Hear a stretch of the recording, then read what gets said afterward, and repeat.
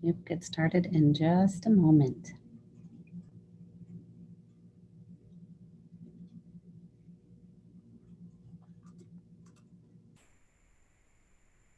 I think he's on. Mr. Wise is signing in as we speak.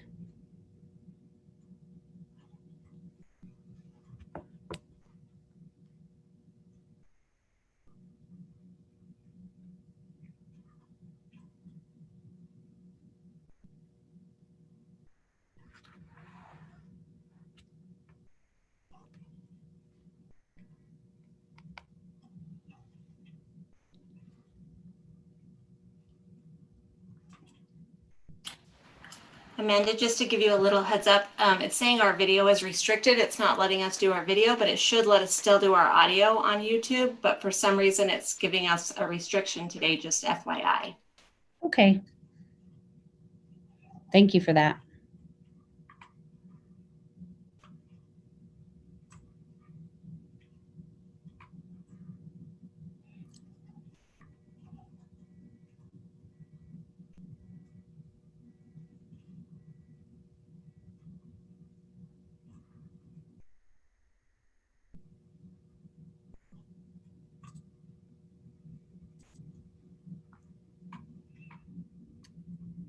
Sometimes, Shauna, we just go with the flow, you know? Flexibility is key. And it's never given me that error before, so I'm not sure why. If there was some kind of update or something, I'm not sure, but it should hopefully still do the audio. No one needs to see me anyway. It's all good. It'll do it. I think it'll just do it on the meeting, but it just won't do it on live on YouTube. So. No worries. Just wait for another minute or two. Thank you, everyone, for your patience. Thank you, Team HR, and we see our friends from finance. Ms. Ingalls is on as well. Thank you. Appreciate your listening in and supporting our employee council leaders. And we have about 15 employee council members that are here in attendance so far this evening. Amanda, I just jumped in, so hello. Thanks for having me and welcome everybody. I'll be quiet until you ask me to join in, all right? Yep, that'll be pretty soon here. So just want to welcome everyone to Employee Council, as always. So thank you to our attendees. We just went up to 16 attendees, so thank you for joining. And we really look forward to hearing your input, your feedback, and your needs, as always. This is a very great venue to ensure that we're hearing what's out there in the system. We're gathering your perspective on things that we are all working on and or headed into. Thank you to Mr. Wise for making it as a part of your normal schedule to be part of Employee Council. We thank you for that and greatly value that. And want to say thank you to our HR team, and Kathy Franklin is helping record our minutes, and Shauna helps to ensure everything is going smoothly, and all of our cabinet members and other district leaders that are here listening in support of all of you and of all of our employees. This evening, our agenda is focused again in the area of input, feedback, and ensuring we are meeting the needs of our employees out there in the system. Our feedback sessions are focused around remote teaching and learning, looking into second semester, and any other supports and ideas that you have on how can we support our staff out there in the system at this time of year and going into second semester. So with that, as always, we look forward to hearing updates from you, Mr. Wise. I'll turn it over to you. All right. First off, hope everyone's doing well. We are down to 2 weeks before winter break. So as always, I can't believe it's December 7th and time's going too fast. So the last board meeting started to share a little bit about January and next steps in January. So I think probably the best update I can give is start to explain where we are now moving forward to January 4th and 5th, what that looks like, explain a little bit of the overall view, and then open it up to questions. Obviously, there's a lot more going on in nature of everything. So if there's at any point later on specific different questions you want to have, you can open up that also. But I'm going to back up a little bit just to explain when we went out, when we pushed to go out remote as a system, PK-12, that was a hard decision. And as we're looking at it going through, it really went back to a couple of things. Operationally, the ability to sustain and be in school and the exhaustion rate in which our schools were at, our specific staffing groups, school nurses, even disinfecting crews, communications, trying to put out letters, the quarantining process, and even just the contact tracing. It reached a point where when you look at the positivity rate in the county at that 100,000 mark and we hit the level of 500, that's where we felt when we were elementary full in person and secondary hybrid that we just could not sustain anymore. In the time that I have been in this role, I've had the pleasure to be a part of the DASC. The DASC is the Denver Area Superintendent's Council. And I've learned a lot. We've shared a lot about what are all of us feeling? What are quarantine impacts? What's happening in our district? What's going well? And as we've continued to share and talk, the one thing that we're finding some consistencies is when we had a PK-12 in-person system, and no matter how that looked like, that 500 mark was pretty comparable in multiple districts. It might have been closer to 550 or whatever, but as we're enduring over time and kept having that process, that ability to continue.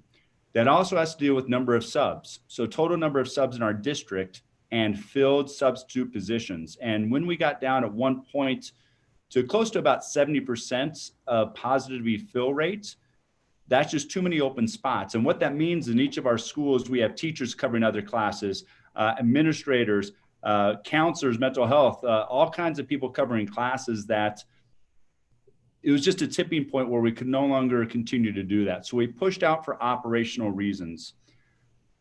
As we start coming back now, as you know, and I'm not going to get into politics or anything else, because to be quite honest with you, when it gets into when you see the writing on the wall and you see something coming at you, it doesn't matter the why. It's a matter of preparation so we can do this well. Reality. As I see ourselves coming back in January, it's inevitable that we need to be working to be in person with our youngest learners and our most impacted. And I'm going to say some things that I don't mean to sound insensitive or that I value an age group more than others or employee groups more than others, because that's not the case. But when you see the push to even right now want to have school in person and then to set priorities of which age groups and impacted students might be, I think we have to be real of saying as we come back in January, what is this going to look like? That Denver Area Superintendent Council has created a coalition to create a plan. And we talked about a little bit at the last board meeting. This Thursday, we're going to hear more in the details of what's that look like for Douglas County. But we are readying ourselves to be back in person January 5th. So the 4th is a work day. And I'm talking a little bit about a teacher status. So obviously this is all departments who work at cabinet level, but each of us have different roles. But what's our readiness level for students coming back? The 5th to be that plan tentatively to be back in person at the elementary level and secondary of our identified impacted students. I do know that our positivity rate is higher. I also know that that's going to cause stress of sustainability on the operational side. One of the things that as a group of metro area superintendents that we are all going to be probably pretty darn similar. So this isn't just me in Douglas County. This is Cherry Creek, Littleton, Jeffco, Denver. Aurora's a bit unique, and I'm an old Aurora Public Schools graduate, but Aurora's been a little bit unique that they've been pretty much remote the whole time. And so while they've been a part of that coalition, they are in a little bit different status. So when you look at the metro area, it goes really in this group all the way up to Greeley, down to us and Monument and Elizabeth. There are some school districts like Elizabeth that have been in person PK-12. There's no one perfect way, but that consistency piece that I want you to know that's not just me or Douglas County is really looking at everyone at that elementary level. There are some neighboring school districts that are even thinking about trying middle school. I feel operationally wise that it's best to do something well and we start off and flood our resources. That means all of our substitutes. That means some of our secondary school nurses, contact tracers, pulling different employee groups to be able to help at the elementary level and serve. And we're working on that as a feeder group of what feeder high school and middle school employee groups could help out with, say, pulling rosters, writing letters, and getting those approved by communications and sending those out, disinfecting. So all these things, we're looking at how can we do this better and maintain at the elementary level, and then use our time to evaluate after sustaining that for a while to say, when is the right time to bring back middle school, probably at the hybrid level again. And then if that goes well, bringing back high school. And so there is a priority piece in that of the youngest learners and the most impacted learners. And I know I'm hitting points that not everybody's going to like. I know I'm hitting points of emotion, philosophical differences maybe. There might be people that say, hey, we should be back now, and I'm ready to be back now. And there's others that don't feel it's right to come back. We're looking at how do we provide PPE for teachers and work with the new targeted quarantine at the elementary level. How can we provide safety precautions? We're advocating as a group of superintendents, that coalition and DASC group, to raise the level of our teachers up the tier level, not to drop another group back, but how can we help our teachers to be vaccinated at a higher level? The sooner we get vaccinated, in many ways, the better. Now, you don't have to be vaccinated. It's not a requirement, but it's a safety precaution and an opportunity. So, there's probably details and stuff that I'm missing, but hopefully that gives you a vision. Hopefully it gives you some of the details to understand and have context and know the amount of planning that we've tried to do. Transportation is able and ready to start up just like they did in the fall with elementary full in person and identified students back. For those of you who might be some of our most impacted students, teachers, there was conversations about 2 days or 4 days and what's this look like. And I want you to know, tentatively, we're planning on that 4 to 5 days for the most impacted. Some of you liked that, some of you didn't. Some of you wanted the 4 or 5 days as we came back for Thanksgiving. Some of you only wanted 2, or might be differences. So I get in all of this. It's the reality is, I know in every decision we make, there are going to be some that are happy and some that are not. You cannot make everyone happy, but it's trying to do the right thing, trying to explain why we are where we are. There's questions about how do we get input. We try to get input from a lot of different ways. Some of those structures are, I do believe principals are a voice of teachers. So how principals and teachers work together to create representation. I get sometimes it might be, 60-40 or whatever else, and trying to give context that I very much understand all those dynamics, but it's also trying to take it all in, get input, look at what's coming at us, look at what neighboring districts are doing and sharing ideas to make the best decisions. Another question that's come up often, and then I'll be quiet and be able to answer questions, is, Denver, for instance, I think did PK2 or PK3.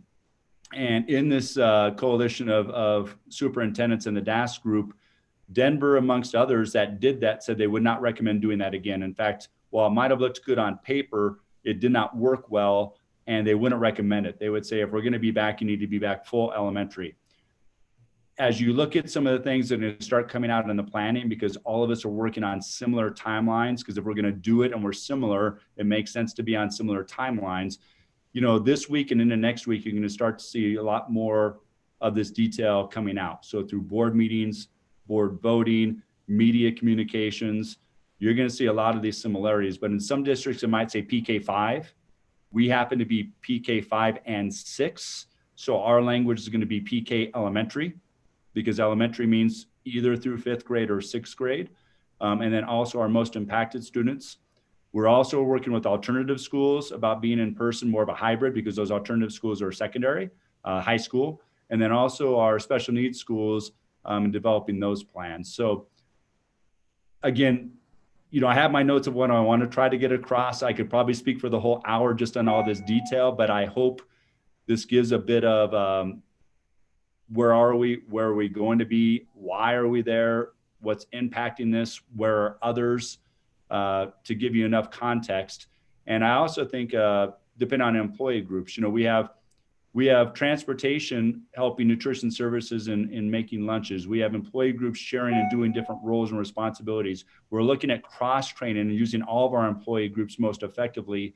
That if that's not happening in your departments, you know, reach out to your supervisors, your leaders. We're a big system, so trying to do everything and make sure that I'm a big believer of, you know, communication and school-wide or district-wide, and that includes everybody. That's hard to do. So just know that in each of this, you're hearing directly from me, and then work back with positive intent that we're really trying to get this out system-wide, but with urgency and timing and breaks. You know, everybody needs some family time also. So in those employee groups, if you haven't quite got there, more will be coming, and please reach out to me or your supervisor or whoever else to ask more questions. That's what we're all here for. Okay. So I'm going to be quiet a little bit. If there's chat questions, feedback, you want to work with Amanda can facilitate the piece of just asking me questions, or Absolutely. I get it. If you want to say, I don't like that or disagree, that's okay. I think I take in all inputs.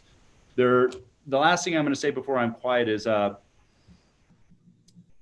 you know, there's a time and place where you ask everybody, are you willing? Are you able? What's our percentage of coming back? And it's a hard line in some of this, in that we always want to collaborate. We've done a little bit of that. But as I said, there's times where you see it coming at us. And if it's inevitable, I also philosophically feel like it's not fair for me to ask of you is do you want to, if it's already coming? You know, I've been a part of committees. I've been a part of it in different times where if a decision's already kind of going that direction, why are you asking for inputs? It's a fine line in all of this of how you work together and collaborate. There's no perfect way. And I want to be real with that. I think through these meetings and others, and hopefully the more we get to know each other, you generally know what I feel and what I try to put in action and back that up. But I also want to be real of the why and explaining that too. So again, the floor is yours. Ask away. I don't see anything in chat personally, but maybe Amanda, you have a different way to look at it. Yep. But so someone posted in the Q&A session, and we also know employee council members, we encourage you to speak as well. And so I do see a hand raised already, but we'll go first to the Q&A. One of our members asked if there was a timeline when the district plans to make the final call to bring elementary students back full in person. For example, will something be officially announced before winter break? Great so question. everyone's prepared. Yep. So, you know, obviously at the last board meeting, you heard some of that planning and communication, the planning that's taking place.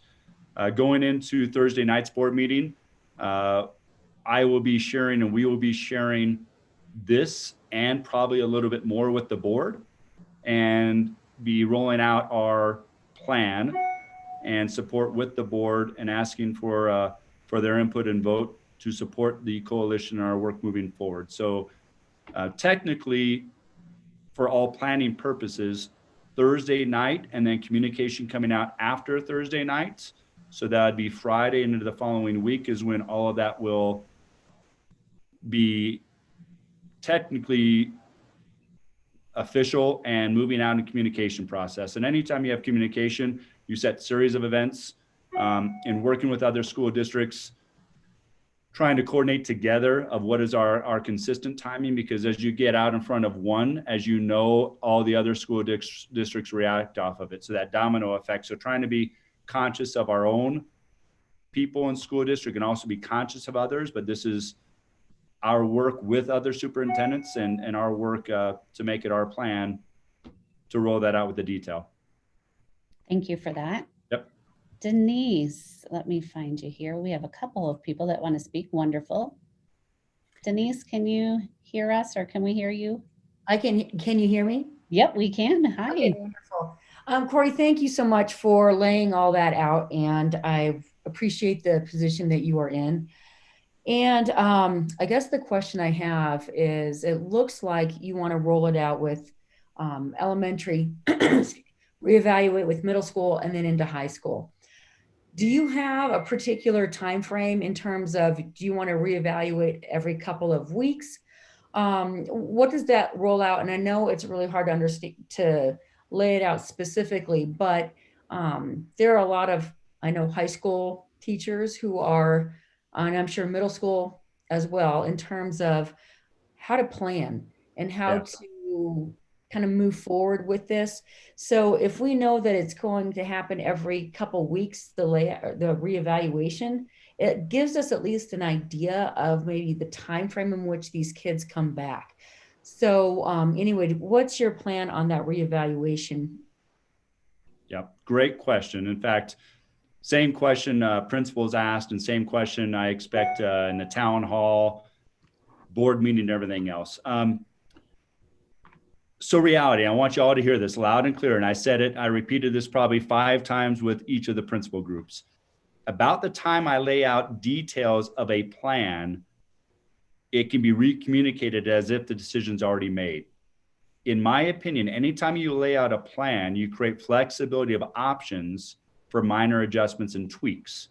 So what I share with you, I want to be candid to say, yeah, this is the best thinking and planning right now, but set in stone, especially in the time frame that we're working on and the variables we're working on. I just want you to know this is the best laid out plans that will continue to get better and adjust. Okay, so what you're hearing from me, this is not final, this is not set in stone, this will adjust accordingly.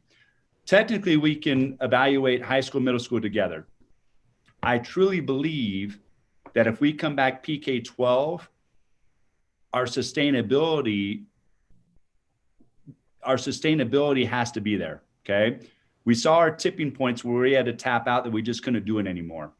So we need to flood our resource to elementary and maintain that over time. So I do expect us to evaluate what's our data look like, and our data is health safety data, but more so what's our operational data of our tipping points, both coming back January 4th and 5th. Then I would expect it again around that, 18th or 19th. And then again, as we get into February 1st, and then as you get into mid-February, and then again in the beginning of March, and then you get into spring break. The only reason why I say that is, say, for instance, we get vaccines out sooner and teachers move up the priority list. If we can get vaccines available to everybody and actually be available where you can get them, that's a game changer.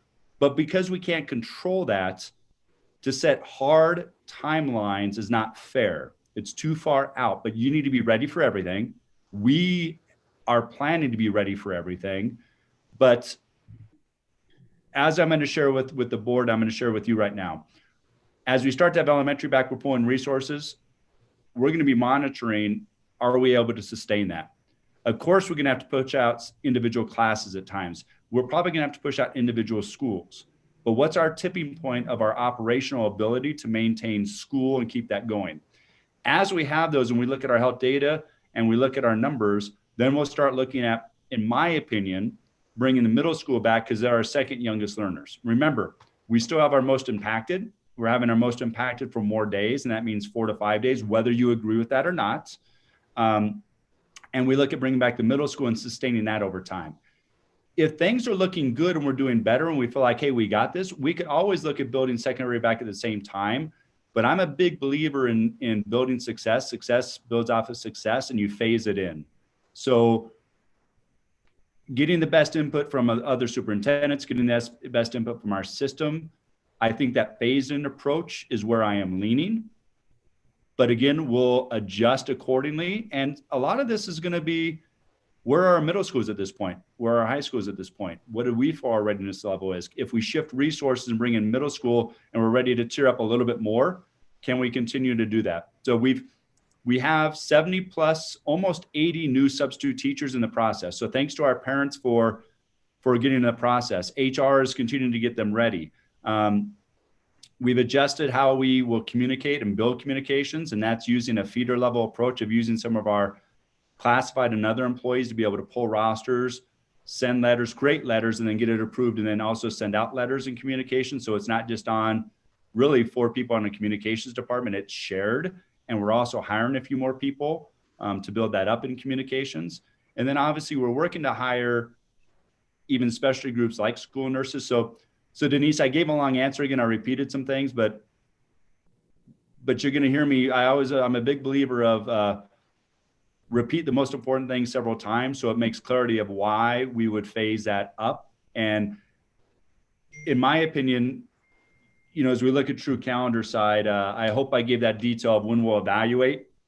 And there's a chance when you evaluate that you could build in the next level at that exact time frame, or you're evaluating to say, we're not quite ready yet, but in a week from now, we're going to get our readiness level to transition. So does that answer it specific enough for you? I believe so. I think if I know, or, my colleagues know that we're going to be online for the first couple of weeks, at least, we can prepare for that. I think of anything you've seen over this course of the year is that we have been able to adapt and be flexible as long as we know what to expect in this unexpected time. So if we know that we're not going back the first couple of weeks because of the operational resources going to elementary, we can at least adapt to that. So, I mean, that's helpful to me, at least. Yeah. And so let me reiterate that. And I'm going to ask you a question. I'm going to put you on the spot. Again, Thursday night, things will become much more official. Okay. But I would say middle school and high school, just like your last board meetings, I've made emails about it, should plan on probably being remote as we start off in January. We need to pool our resources. I would say possibly the 18th or the week of the 25th, we will be evaluating the success of how we're doing the sustainability to build up then probably middle school. So then high school, you could possibly plan to be ready, but also plan to continue remote. So how do we, with new elective courses at secondary level, how do you build in the climate culture of your class? How do you build in how we get assignments and turn in assignments? How do we build up that social emotional side? You're spot on. So now I'm going to put you on the spot. Are you ready? I hope so. And it's just a perspective. Does this sound, what am I missing? And when I say what are we missing? And reasonableness, other factors, give me your input. Well, personally, I don't think you're missing anything. I think you're trying to satiate a lot of concerns and people wanting to get back to school. But I think it's going to be helpful to make a definitive call, and we'll adjust to it accordingly. So if we're back in person, we're ready to be back in person. If we know we have to prepare to be remote for 2 to 4 weeks after into the next semester, then we'll do that. So those classes who are electives, those teachers can then start with thinking about how to build rapport with their new students and not try to guess or hope that they will see them face to face in the beginning. I mean, obviously none of this is ideal. However, we will adapt as long as we just have the information, we're ready to move forward with it. Okay. And I appreciate that. And, I'm going to say this, I think our readiness level is going to be determined by a lot of things. I think how we sustain, I think your input with principals, and I really want you to know, employee counts is a great way to have back and forth and create input. I think working through principal meetings and principals asking all of you as staff, different pieces of readiness and working with all of our schools is going to be how we continue and how we even build stronger our communication lines and feedback. So I appreciate the feedback, and let me put you on the spot also. And obviously as all of you think and get more ideas or questions or concerns, reach out to us, reach out to me, reach out to us. I struggle in that I want all kids back, but also how we sustain and do that well and build a approach. So I and we are going to be recommending that phased in piece. So I appreciate it, Denise. So other questions, Amanda? Yes. So we have 3 in our Q&A, and then I am wondering if, Carrie, this was your question here. So I will go through some of these, and then Carrie, when I share yours, we encourage you to share anything else additional. So an anonymous attendee is asking, coming back with elementary, just to clarify, if that occurs after break, that is done irregardless of metrics? ?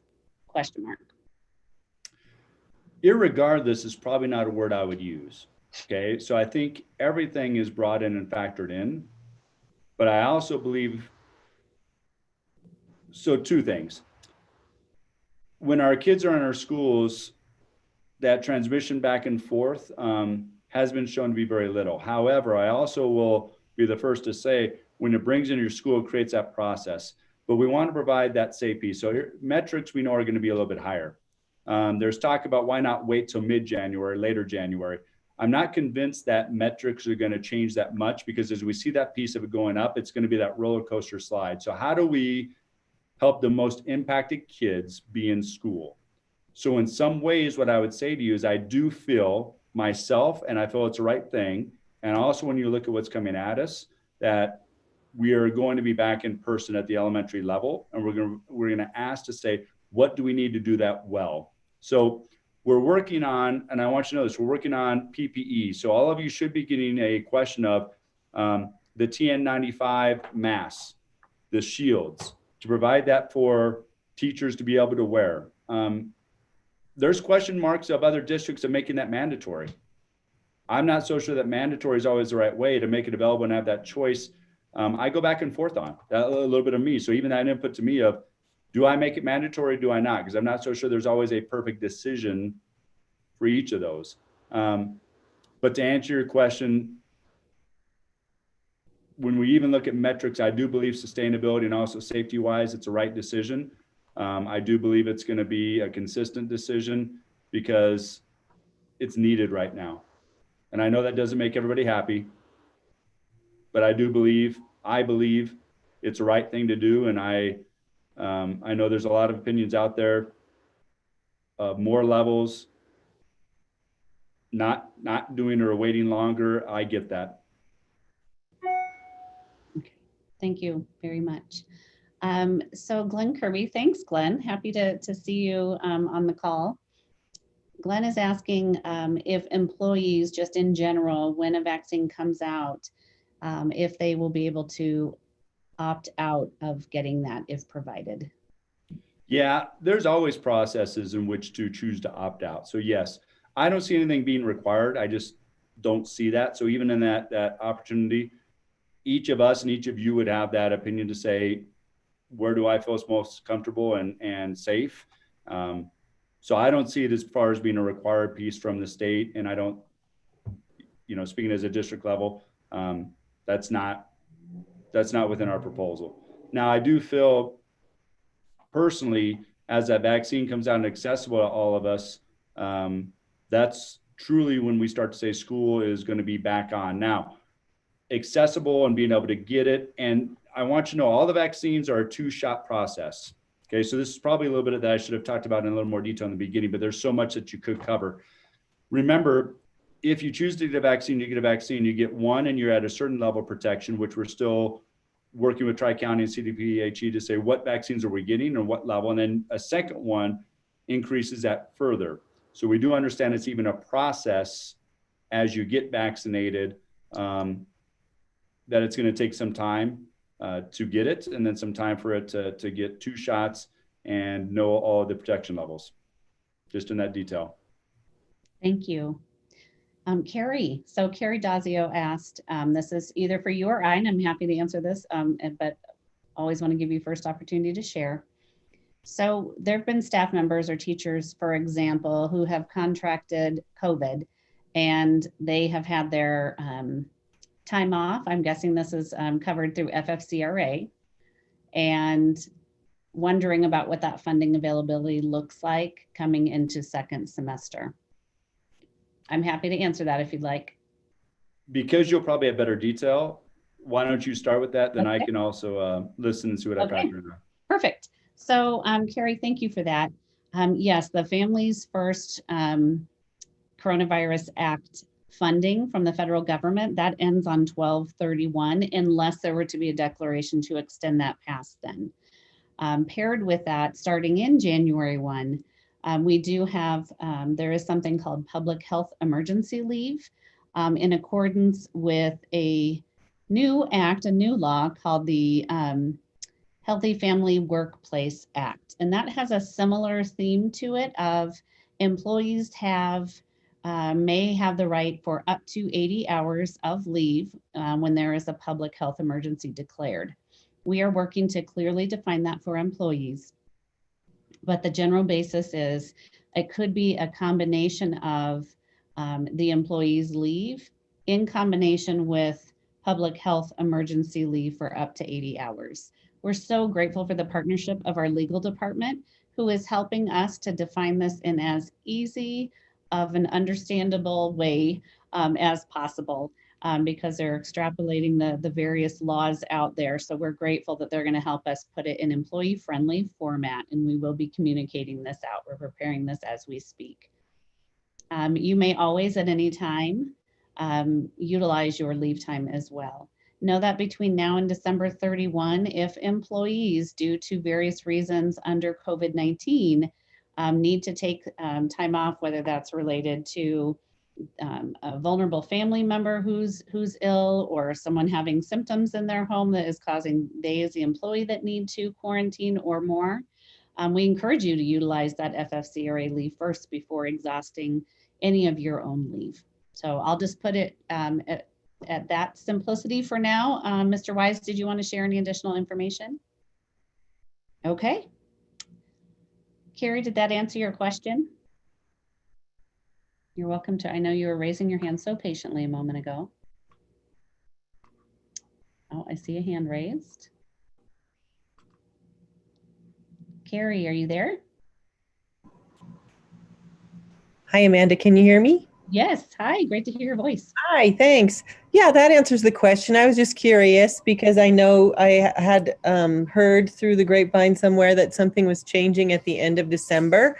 And given that, I think the last statistic I heard is something like 1 in 40 Coloradans might, have COVID or be contagious with COVID.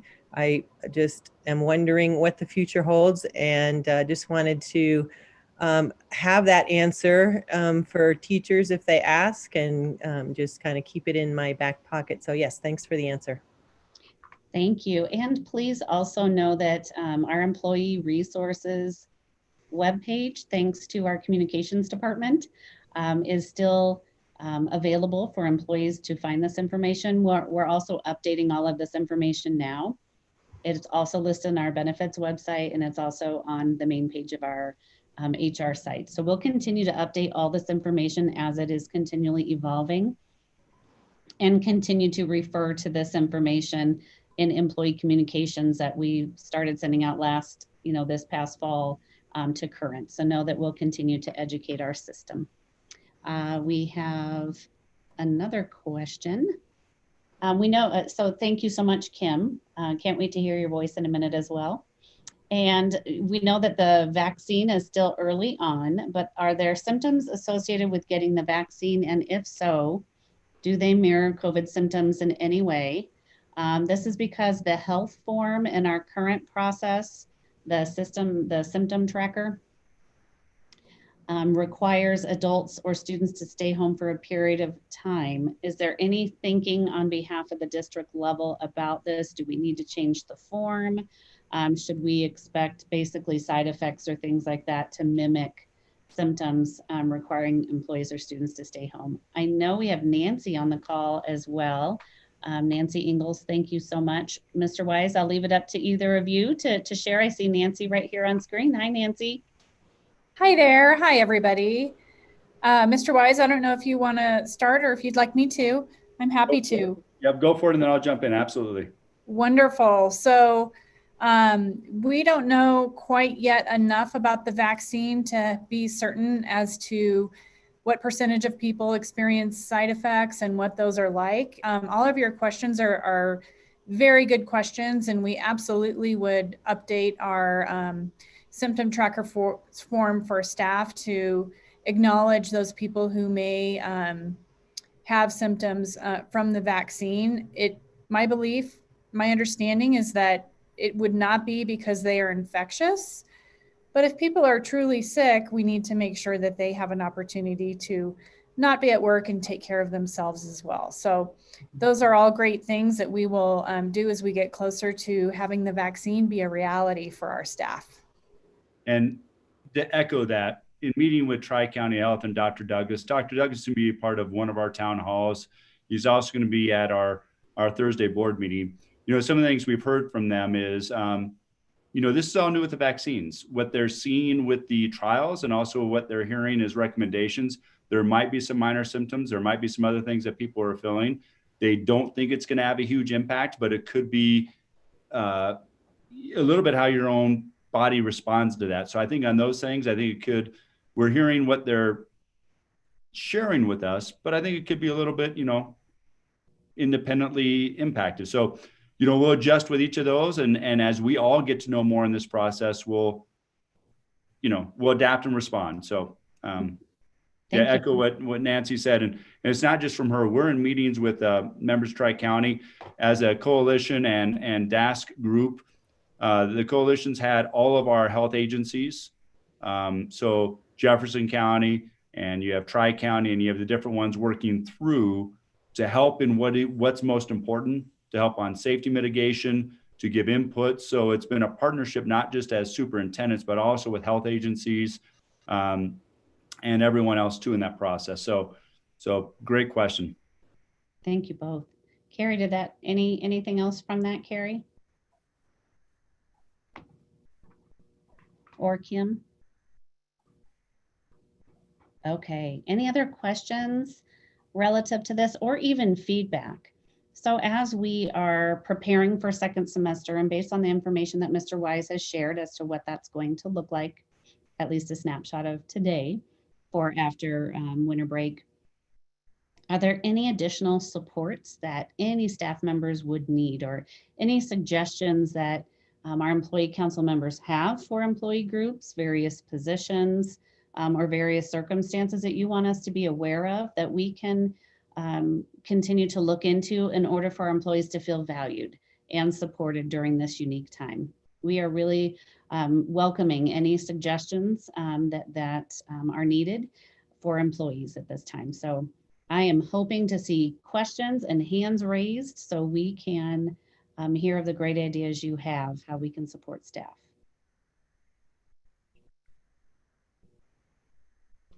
I see a question. Fantastic.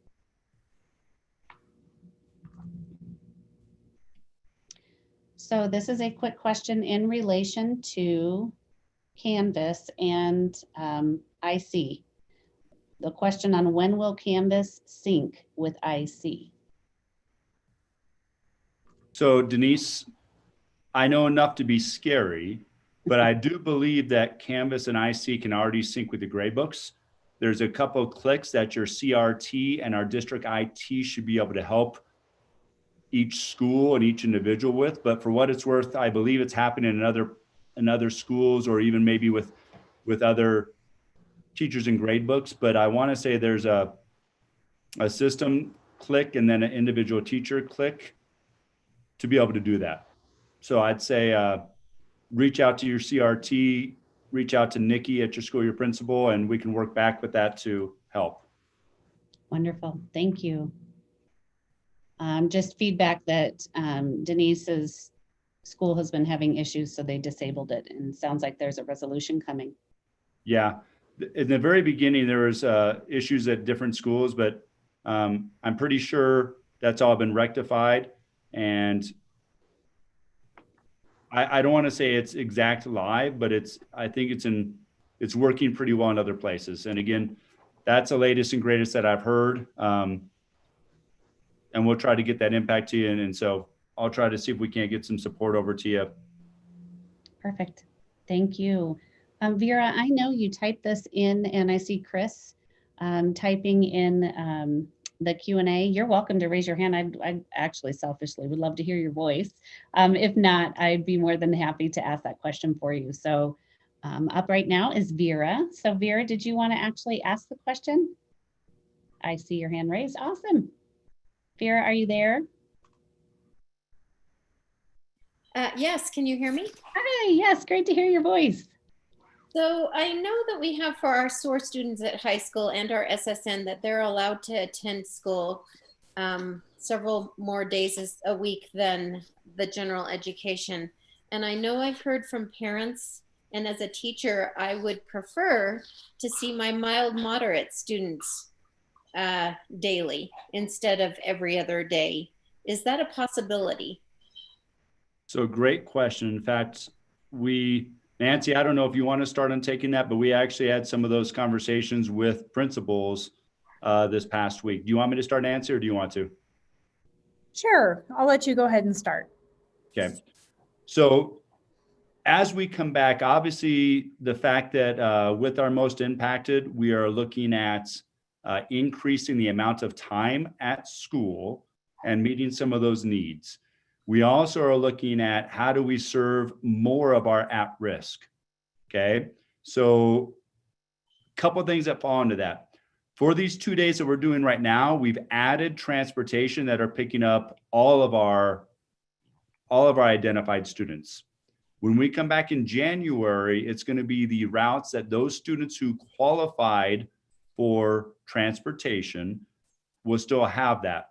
Other groups that get identified, we're working with schools and the families that they're going to have to work on their own transportation. So some lived within, the proximity of busing and everything else. But as we build that back in, we want to make that sure as we identify students, set up plans, what that looks like. That will be, we can't just create transportation for everybody depending on what that looks like. So obviously there's some normalcy and there's trying to build in more opportunity in working with, identified students that might need more support. So Nancy, you want to take more of that? Yeah, thank you, Vera, for that question. It's an excellent question. Beyond students attending our center-based programs, individual determinations can be made for in-person time next semester. There are definitely some things to consider, like Mr. Wise talked about. There's not going to be additional availability of school district transportation for students. Also, another thing to consider, and one thing that we're seeing with some center-based students right now is that the travel, if they're coming in for a shortened day or, just a specific period of time, the travel to and from is sort of interrupting their access to their general education classes a little bit. So something to consider. But all of those decisions need to be made based on individual student needs. What we won't do is say, in moderate needs that all students in one particular disability category per se would be coming in. It really is dependent on what those individual student needs are, but schools are not prohibited from making those determinations. They just really need to consider and work out the logistics, which sometimes can be a bigger deal than the actual decision. Thank you for that. I appreciate that. Thank you both. We have Colleen Meyer, who has a question and or feedback, and then I have 3 pieces of feedback to read from our members. So this is wonderful. Thank you, everyone. Colleen, are you there? Hi, thank you so much. What a great evening of questions and answers. I really appreciate it. My question is, in moving forward with students coming back on January 5th to elementary, is there any new learning or new thinking or an implementation process for the contact tracing? Are there going to be new protocols, or having worked with the school districts up and down the Front Range, was there any lesson learned that can help with that moving forward?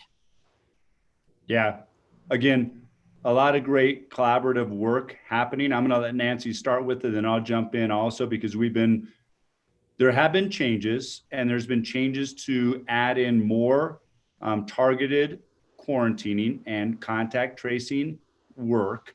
And then we've also worked to identify more employee groups to support this. So I'm gonna step back a little bit, let Nancy run, and I can also fill in after the fact. Thank you, Corey. Many school districts did give feedback to the state about the impact of quarantines on the operations of schools. And so the state, right before Thanksgiving, did make some updates in their guidance, which we are required to follow. So we are not limited to a certain level on that CDPHE dial dashboard, the colors, orange, red, purple. We can do targeted contact tracing now at any level on that dial. Also, in certain circumstances, we can do targeted contact tracing at the elementary level, but there's certain criteria that does need to be met. Also, the state helped to identify that if a person has had a positive PCR COVID test in the last 90 days, that they would not be subject to quarantine if they were exposed. So there are some changes like that that are going to help us moving forward, but we still will be required by public health order to follow that state guidance for contact tracing and quarantine. Thank you. So we have 3 pieces of feedback. I think one, Ms. Ingalls, goes right along to what you just shared. Deb War, thank you so much. She shared, when elementary returns in January, would be great to see some updated guidelines around keeping support staff out of quarantine as they visit multiple classrooms during the day. So that piece was just now mentioned and answered, so thank you. Chris Graham Herring, Chris, thank you so much. This is feedback.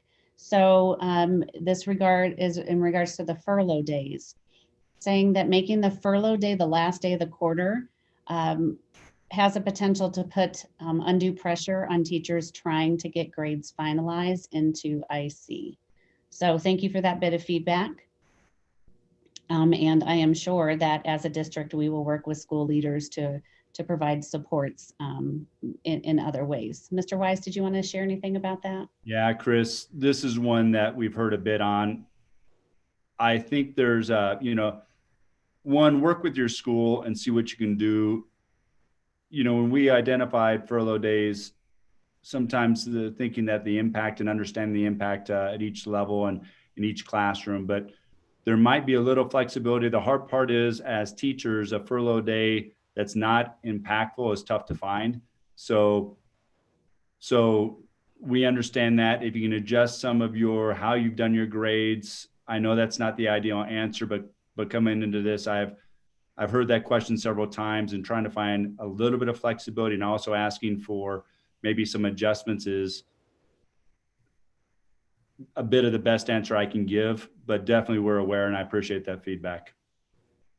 Thank you, Mr. Wise.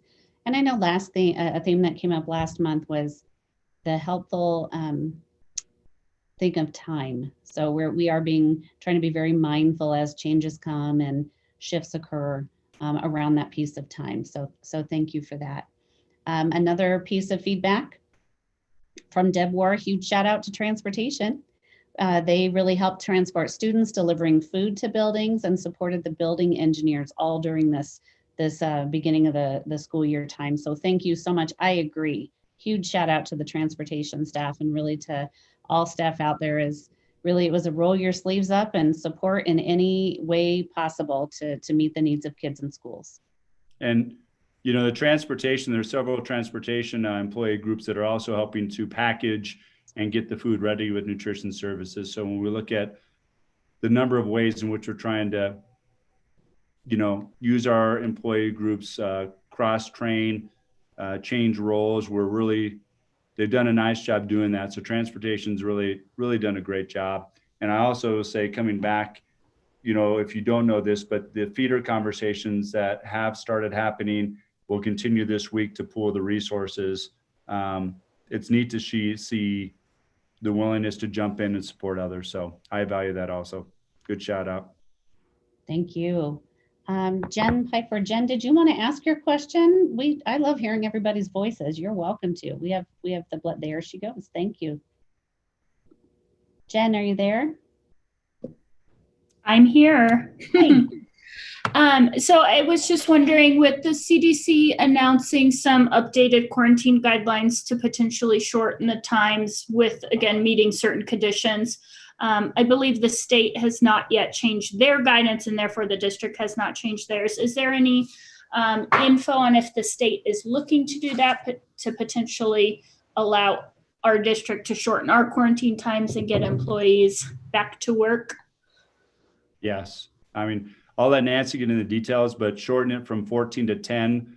They're looking at the possibility of 7. Anytime this happens, we have to let Tri-County put it in place for us to make it actionable, but that's all coming. So I'll be quiet and let Nancy jump into that, but great question. And something Nancy and her team and Lisa Cantor and others have been diving into with Tri-County and others to plan that out. Yeah, you're absolutely right, Corey. The state is working on their updates right now, and the new guidance is again under certain circumstances. So people who at a certain time in the quarantine go get a COVID test and it's negative, their quarantine time can be shortened, as well as people who are in a quarantine and never develop any symptoms.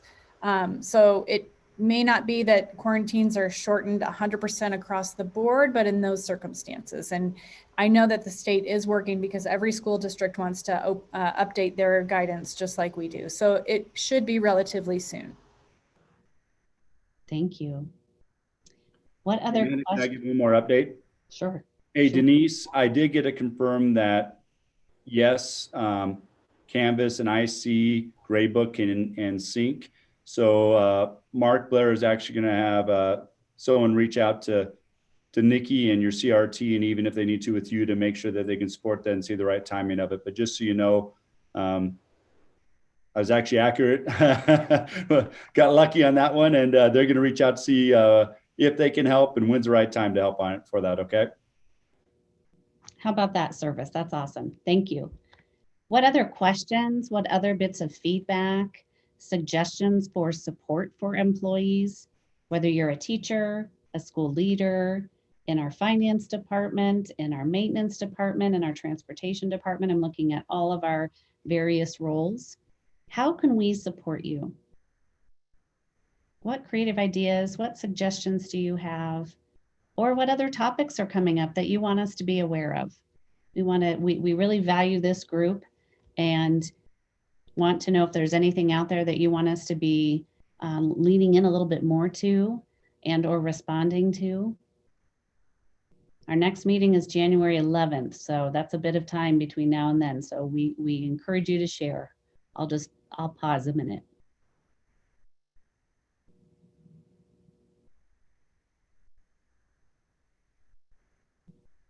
There we go. I knew it, Kim. Thank you, Kim. How are you? I'm well, thanks. I appreciate it. I was trying to figure out where on Zoom I'm supposed to put feedback, but I couldn't find it. So I'll just do a verbal shout out. I know we've already complimented several employee groups on just making this all work.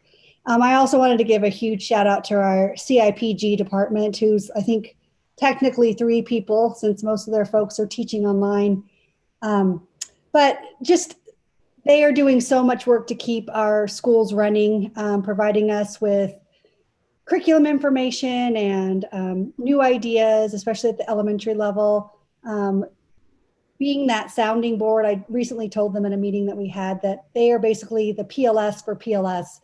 When a teacher comes to me with a question and I can't figure it out, I can email or reach out to them and they are on it. And I don't know how they do that with all the things that they're trying to accomplish with so few people. So I don't think they get enough kudos, and I just wanted to use this opportunity to thank them again. They're amazing. So true. I echo that. I want to give you a bit of an update because it went to principal notes and I believe a formal communication out to all staff, and I'm just not sure exactly if it went out or where. But let me give you an update also. Part of our process, we looked at roles and departments, and we've decided to make this decision and move it forward for what I believe, it not only just for the rest of this year, but then the potential to be over long term. We have CIPG, and then we also had a separate assessment office. And back in the day, we had curriculum instruction assessment. There are other districts that have in our state and nationwide that have curriculum instruction assessment. And as we looked at the strategic plan, too often we don't talk about the strategic plan. That was crafted with a lot of time and input and to give us priorities and to narrow the focus. So I want you to know, using that as a driving force to say, how can we be at our best and maximize our people? We have remerged curriculum instruction and assessment. Those individuals that were with e-learning and the changeover in numbers with total e-learning students to create staffing needs that we're getting, I believe, all of those people back to be able to help in that work, also to support remote learning and teachers, and also to help with our student achievement data that hopefully that gives you an idea that where we're going. So we've consolidated some of our departments to hopefully be more purposeful, intentional, and maximize our resources. The other piece of celebration, I know that probably went out to the Sims, just, but we also had a vacancy of a CTO that we did repost that actual CTO, so Chief Technology Officer. So as a separate department, we did post that and we hired Mark Blair to be our new CTO, and that is official moving forward. And Mark is one that's been a part of Douglas County for 25 years. He started as a technology teacher and has had many roles over the years. So I just want you to know some announcements and some, in a sense, kind of reorganization or consolidating as a district level to support, all of our schools and our district initiatives also. Thank you. Peter Mosby, how are you? I'm doing very good. Nice to hear all these voices of people I normally get to see and haven't in a while. I also wanted to just give a shout out, give some feedback in regards to, I have a number of parents that have complimented just the whole transition to e-learning that they've experienced with the teachers. And I think that's because the district really was able to think ahead and give teachers direction, give administration direction, time and support so they could actually plan and launch this successfully when we came back from fall break. So I just wanted to throw it out there that I really do have a lot of parents who are understanding and complimenting where we're at right now. Thank you, Peter. Great to hear your voice. Any other thoughts, feedback, needs, topics that we can serve and support you with?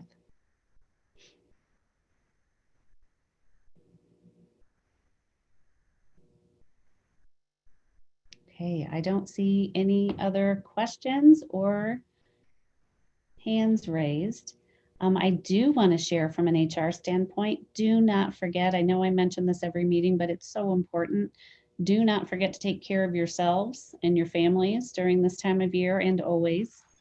Remember that we have some great resources on our employee website, in the benefits website, under our health and wellness. We have an EAP program that offers so many services. Counseling is one, but we have a multitude of other supports that are there. And there's also free legal services, free document, legal documents, even things around pet care and webinars and so many things. There's even a holiday, take care of yourself during this time. So if you haven't been to our employee wellness website in a while, which it's an internal site, so you have to be logged into your active, your single sign-on in order to access, I encourage you to go visit it. There are some great employee discounts and so many things. So thank you to Holly Huron and our wellness team for helping keep this updated, and all of our wellness champions out there in the school district. So again, please seek that. It's a great resource. And if there's anything that you don't see there that we need, just reach out and let us know. Mr. Wise, any closing comments? Yeah, I just, again, with the group, appreciate your willingness to ask questions, your willingness to give feedback. I think that's always the key in this. So if, I know at times like this, there's not a perfect answer. I know at times like this, there might be an answer that you don't agree with. I do think it's important to try to explain well and create an understanding and give enough detail to help everybody in that process side. So if there's other things you need to know, again, always feel free to send me an email, send me a text, call me, work with your principals. We can do it together. But even as we set out our plans, input on those plans, how to make it better, is always going to be the case. So thank you for your time, and thanks for being a part of this. And and listening and sharing and asking questions. Okay, thank you so much. Employee Council, thank you for your dedication. Board members, thank you for listening in, and all of our panelists, district level leaders, thank you so much. We hope that you have a wonderful rest of your evening, and we won't convene until January 11th again, but we'll have some district communications coming out on behalf of Mr. Wise, and some important updates will be shared at our board meeting. So please take care and reach out if we can serve and support you in any way. Have a great evening, everyone. Thanks, everybody. Have a great one.